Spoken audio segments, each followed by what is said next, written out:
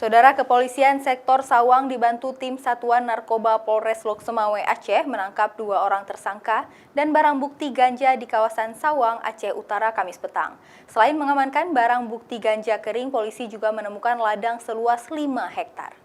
2 orang tersangka pemilik ganja kering yaitu MU dan SF dibekuk Kepolisian Sektor Sawang dibantu tim Satuan Narkoba Polres Lok Semawe di kawasan Kecamatan Sawang, Aceh Utara. Dalam penangkapan itu, 2 orang pelaku lainnya berhasil melarikan diri. Polisi juga mengamankan barang bukti ganja kering seberat 20 kg yang siap untuk dijual. Selain itu, dari hasil pengembangan, polisi juga menemukan ladang ganja seluas sekitar 5 hektar yang kemudian langsung dimusnahkan oleh petugas di daerah perbukitan Kecamatan Sawang, Aceh Utara. Dari pengembangan penangkapan tersebut, mengarah ke ladang ganja yang diduga seluas kurang lebih 5 hektar, bahkan lebih. Penangkapan itu bermula dari informasi masyarakat yang kerap meresahkan terkait maraknya penanaman ganja di daerah tersebut.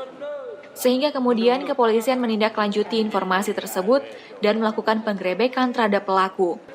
Hingga kini, polisi masih terus melakukan pengejaran terhadap 2 orang pelaku lainnya yang kini ditetapkan sebagai DPO.